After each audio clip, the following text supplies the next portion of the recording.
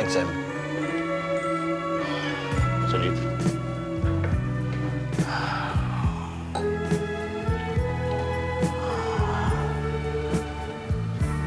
Coincidence Sanjeet, coincidence, इसी को इत्तेफाक कहते हैं। नहीं निकल, कोइंसिडेंस और इत्तेफाक की बात मैं समझ सकता हूं, but this is too much. लगता है किसी ने बहुत बड़ी साजिश का जाल बिछाया है। हम सब उसमें फंस चुके हैं और दिन ब दिन ज्यादा फंसते जा रहे हैं। संजीत, सीमा के यहां आने की वजह से जो तुम्हारी दिमागी हालत हुई है मैं समझ सकता हूं, लेकिन नहीं निखिल नहीं। देखो मैं अपनी बात तो कर ही नहीं रहा हूं। तुम जरा हालात पर नजर डालकर देखो। जब सोनाली और जोगी जिंदा थे तो सारी साजिश का इल्जाम जोगी पर था, लेकिन अब तो जोगी नहीं रहा।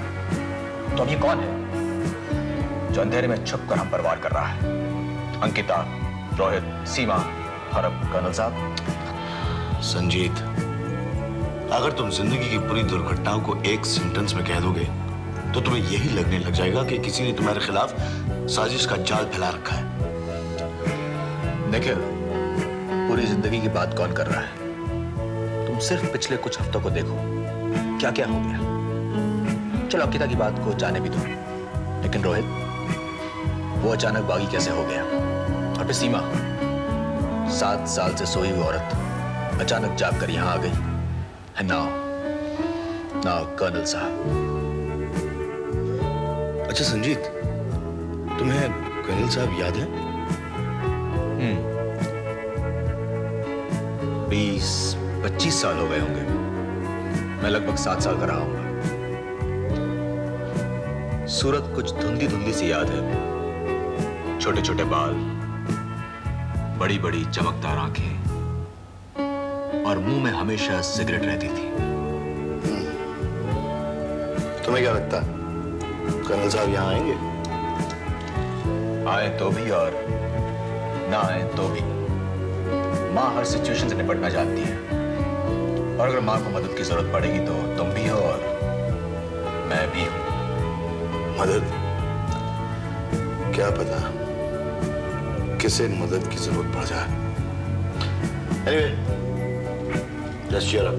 Have a drink. Cheers.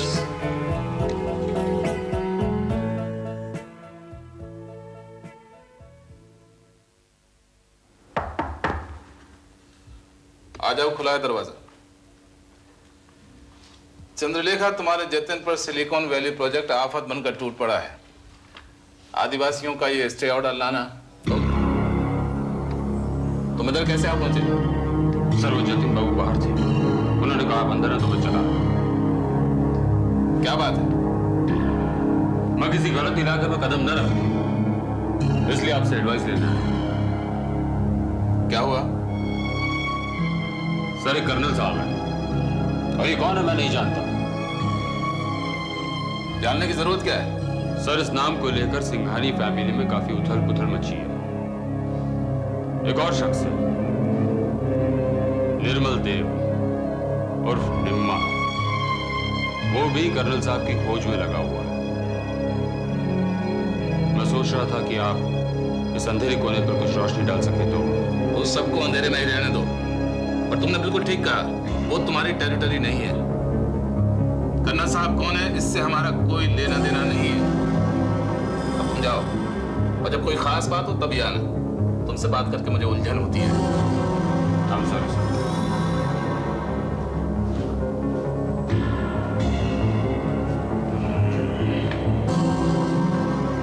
Colonel Balraj बोली।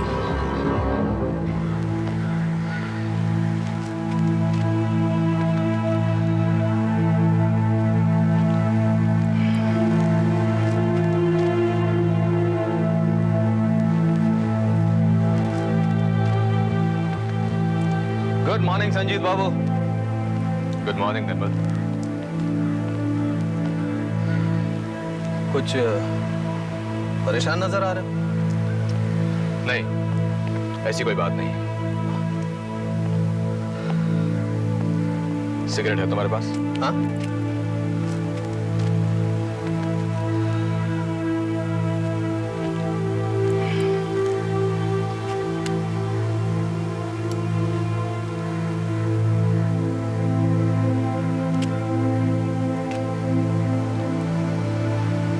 तुम तो सिगरेट नहीं पीते?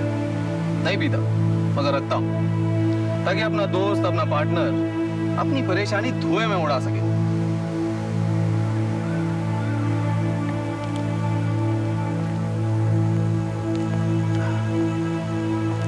संजीत बाबू, जिस घर में फलों से लदे पेड़ हो उस घर में पत्थर तो आएंगे। फल, पत्थर, पेड़, ये सब कैसी बातें कर रहे हैं? मैं सिर्फ इतना ही कह रहा हूं कि सिंघानी एम्पायर की दौलत को देखकर न जाने कहां से लालची लोग चले आ रहे हैं। रोहित का बहाना बनाकर आदिवासियों में से एक बंजारा लूटकर चली आई। अब आपका नाम लेकर सीमा यानी आपकी पत्नी यहीं आकर ठहरी हुई है। अब मैं सुन रहा कोई कर्नल साहब आ रहे हैं।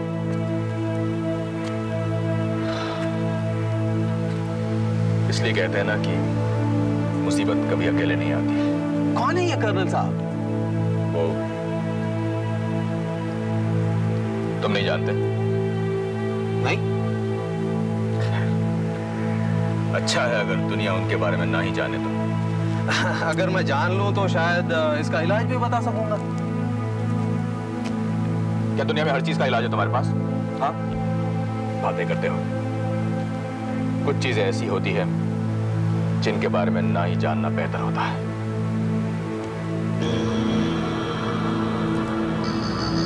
इस राज को मैं चुल्लू भर पानी की तरह गहरा समझा था, पर ये कर्नल साहब तो समंदर की तह में जाके बैठे हैं। इस मोती को तो डुबकी लगाकर ही निकालना पड़ेगा, पर ये निर्मल देव निकालेगा जरूर।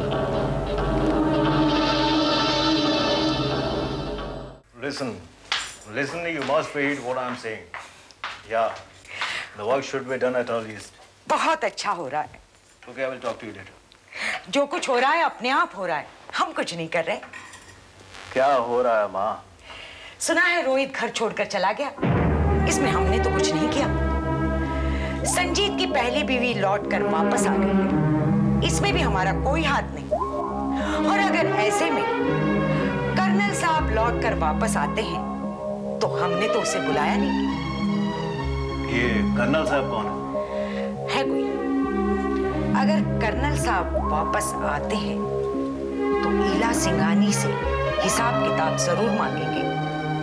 हिसाब किताब किस चीज का? जिंदगी का। मेरा यकीन होता यह है, जो कुछ तुम जिंदगी को, समाज को देते हो, वही समाज तुमको लौटा देता है। अगर तुम अच्छाई दोगे तो अच्छाई लौट कर आएगी, और अगर तुम बुराई दोगे तो बुराई लौट कर आएगी। ईला सिंघानी ने क्या कर्नल के साथ कुछ बुरा किया? ईला सिंघानी ने जिंदगी में हमेशा छीनने की कोशिश की है। तुमसे भी तुम्हारी सिलिकॉन वैली प्रोजेक्ट को छीनने की कोशिश की। मुझे खुशी है कि ईला सिंघानी से भी कोई छीनने वाला आ रहा है। वही ईला का घमंड तोड़ेगा, वही ईला का सर झुकाएगा। पर माँ, ये कर्नल साहब हैं कौन? बताऊंगी। एक बार उस घर से धुआं उठता हुआ दिखूं, फिर सब कुछ बताऊंगी। जो राज मेरे सीने में है, जो बोझ मेरे दिल में उठाए मैं जिंदगी भर चलती आ रही हूं, वो बोझ उतारने का समय आ गया है। और खुशी की बात यह है कि मुझे कुछ नहीं करना है। जो कुछ करेगा वो कर्नल करेगा। देखती हूँ ईला सिंघानी अपने बच्चों को क्या जवाब देती है, क्या बताती है।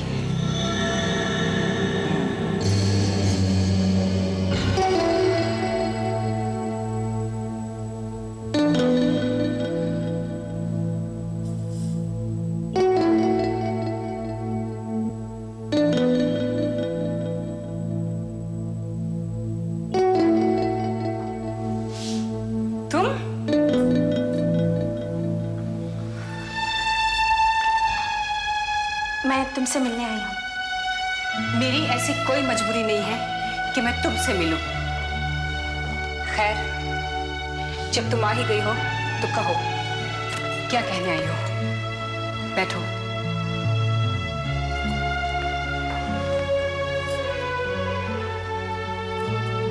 देखो सीमा, एक औरत के लिए दो मर्द आपस में लड़ सकते हैं, उनमें तलवारें भी चल सकती हैं। ऐसा इतिहास में कई बार हुआ है। उनको देखकर बुरा नहीं लगता। एक बहादुरी, एक शान नजर आती है। लेकिन जब दो औरतें एक मर्द के लिए लड़ती हैं तो उनकी शान घटती है, बढ़ती नहीं। फिर भी तुम अपनी शान घटाने जाने लड़ने चली आई? मैं तुमसे लड़ने नहीं आई हूं, मैं तुमसे मिलने आई हूं ताकि हम बात करके समझौता कर सकें। समझौता? मैं कानून और समाज की नजर में एक इज्जतदार पत्नी हूं। तुम्हें क्या कहूं?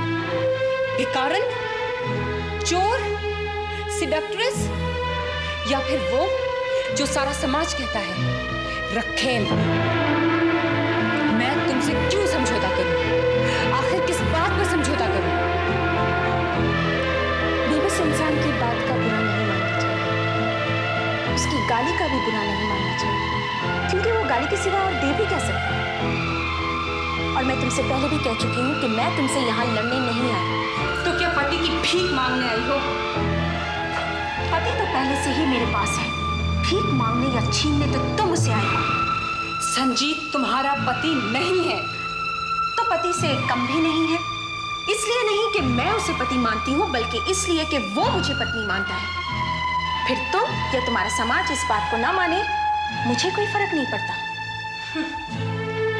हर वो दूसरी औरत जो किसी पति की जिंदगी में आती है, उसे ये घमंड रहता है कि पत्नी के होते हुए पति एक पराई औरत से ज्यादा मोहब्बत करता है। लेकिन तुम्हारा ये बुखार भी उतर जाएगा जिस दिन संजीत की जिंदगी में तुम्हारे रहते हुए एक और दूसरी औरत आएगी।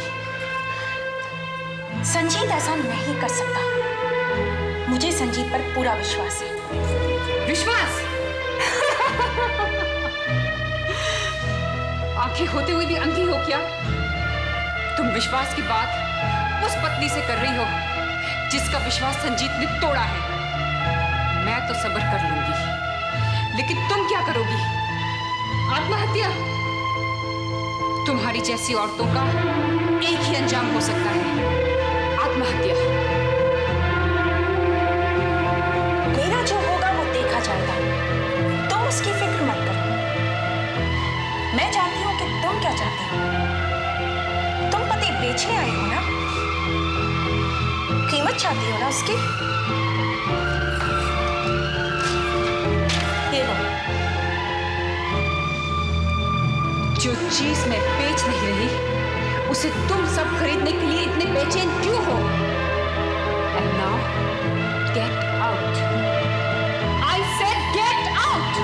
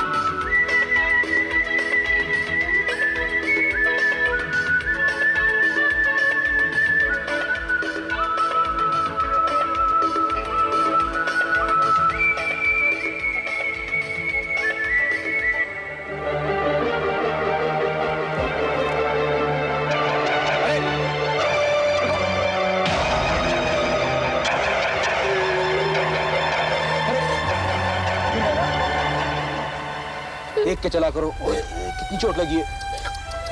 रो मत, चलो रो मत।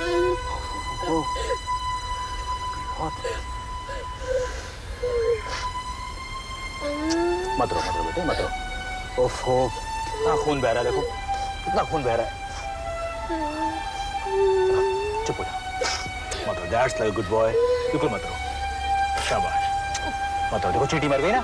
हाँ अंकल, मम्मी ने कहा था आप पापा हो गए अंकल। देखो राहुल बेटे, जब भी भागना हो या चलना हो ना तो जमीन पे देख कर चला करो, क्योंकि जो बच्चे आसमान पे देख के भागते या चलते हैं वो अक्सर जमीन पर ठोकर खाते हैं। ठीक है?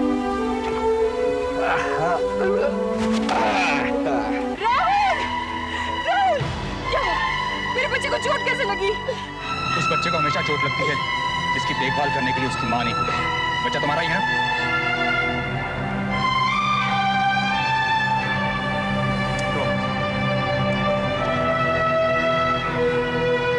समझ में नहीं आता जो लोग बच्चों को संभाल नहीं सकते वो लोग बच्चे पैदा क्यों करते हैं।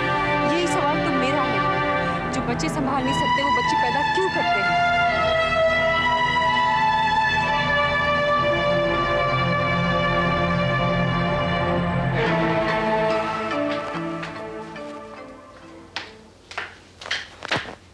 क्या हुआ गोपाल, वो मिली? मायूसी मिली जी। मालती जोशी ऑफिस में नहीं थी। ऑफिस में नहीं थी तो उसके घर जा सकते थे, जहां वो मिल सकती है वहां पहुंच सकते थे। जी, इस वक्त वो जहां है वहां आज के आज नहीं पहुंचा जा सकता। क्यों? स्विट्जरलैंड गई है किसी मिनिस्टर के बैंक अकाउंट्स की इंक्वायरी करने। This is really bad. इस वक्त मालती जोशी से बढ़कर हेल्पर हमारे लिए कोई नहीं हो सकता था। जी, वो सीबीआई ऑफिसर कैलाश श्रीवास्तव है। मूर्खों जैसी बात मत करो। घरेलू मामलों में मैं पुलिस को घसीट लाऊं?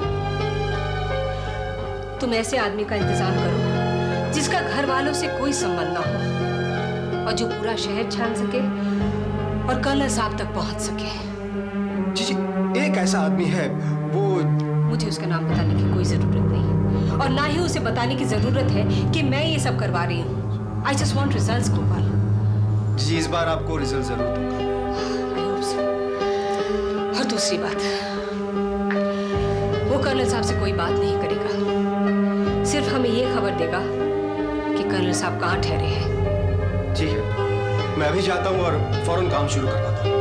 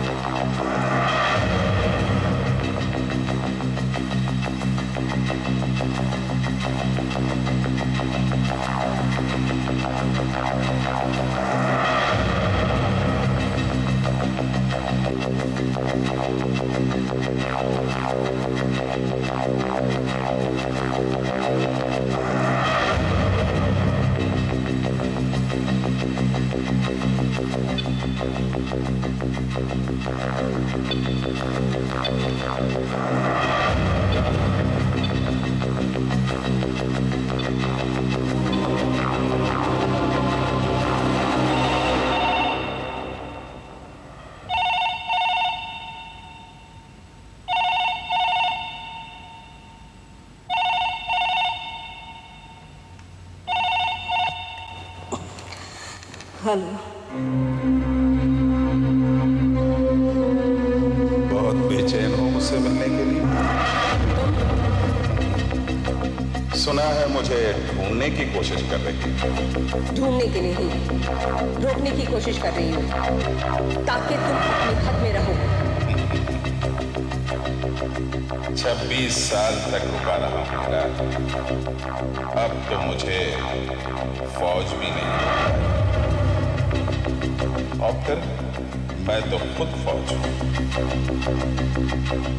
एक बात और, हर फौज दुश्मन के इलाके में हद तोड़ने के बाद ही दाखिल होता है। दुश्मन बनकर आए हो तो ये भी सुन लो, यहाँ भी दुश्मन तैयार है। दोस्ती और दुश्मनी का फैसला तो मिलने के बाद ही होगा। मुलाकात कब, कहाँ, कैसे होगी ये भी मैं ही तय करूंगा।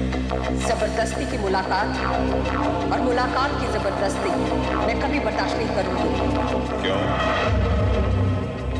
डर लगता है ऐसे? क्योंकि वो तुम्हारी सच्ची परछाई दिखाते हैं।